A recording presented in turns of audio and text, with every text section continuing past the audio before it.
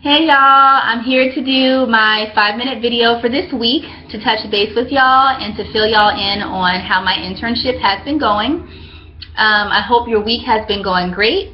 My week has been going pretty good, getting adjusted to my new schedule at my internship site since I started my part-time position this week.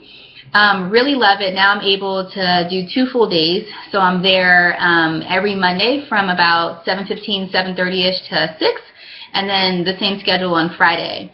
And I really like that because that allows me to be able to be there all day. I have more learning opportunities to shadow my MSW field instructor as well as the other clinicians on the team. So really have been enjoying that. So this week I wanted to talk about funding issues and advocacy. Had an observation visit on Monday with my MSW instructor and another clinician. We received a referral just to kind of come in to do a general classroom observation at one of our daycare sites. And so this classroom basically has 1 teacher and 8 kids. And the teacher is having a hard time managing some of the classroom behaviors. This one I found to be very interesting because, as you can imagine, even though the teacher just has 8, it's pretty difficult to manage the classroom if you have a couple of kids that are showing behavioral issues.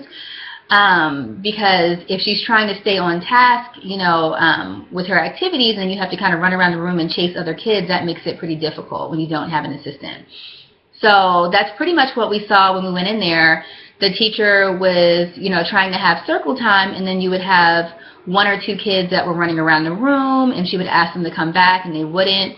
So it was like she, had to interrupt her lesson to try to, call them back, and then she didn't want to get up, obviously, because the ones that were paying attention, she wanted to make sure that she still could teach them. So you could tell that she really just didn't know what to do because she was by herself. She was doing everything that she, probably pretty much could do on her own. So other than a few, minor coaching things that we could do with her, really one of the major things that would really assist her would be getting her an assistant in the room. And so the clinician and my MSW instructor talked to her about the possibility of her being able to have an assistant, and she basically said that she had talked to her director before, but they really weren't able to put anybody in there right now due to, funding issues because of, their budget. And so the clinician basically said that she was going to go talk to the director to let her know that that would be one of her recommendations, along with other coaching things, just to kind of assist her and help her. So in this case, it was cool because I was able to see the clinician not place blame on the teacher, but to advocate for her and to support her. And so after we finished doing our classroom observation, my MSW field instructor had to go, but me and the clinician were able to go into the director's office and talk to her. And it was interesting, we talked about some of the behaviors that we saw. She allowed me to kind of chime in and say some of the things that I saw within the classroom with the kids and what was going on. And, one of the things that I noticed is that the director really was like, oh, the teacher should be doing this, and oh, she needs to do that. And then she flat out asked, like, hey, you can tell me, is there things that she's just not doing? Is that contributing to the kids' behaviors? And the clinician basically said, like, hey, there are some minor things that we can kind of coach her on, but one of the major issues is that she's by herself, and she could really benefit from having an assistant in the room. And so she actually listed that on one of the plans, that's what one of her recommendations would be. And so when the director heard her say that, then you could tell, like, her demeanor kind of changed a little bit, and she was less blaming towards the teacher and was more so like, yeah, really trying to get somebody in there. I'm actively doing interviews right now. We're really going to try to get somebody in there. So I thought it was really neat to see the clinician advocate for the teacher. Even though there are, like some budget, things, and she even said that, like, I know that, like the budget might be tight, but is there any way?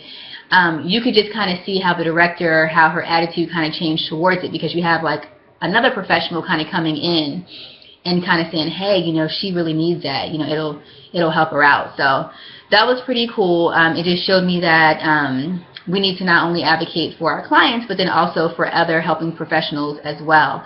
Because the main thing that the clinician was basically telling me is that we don't want this teacher not to get the help that she needs, and she gets burnt out and she quits. So that was a powerful lesson that I learned this week, just to kind of see how, like, you know, even within like the professional setting, how different staff members, you know, can actually be towards one another until sometimes you have somebody else that comes in to advocate for them. So that's all I want to share this week. You know, like I said, I hope y'all are doing well this week and looking forward to talking to y'all soon. All right, bye-bye.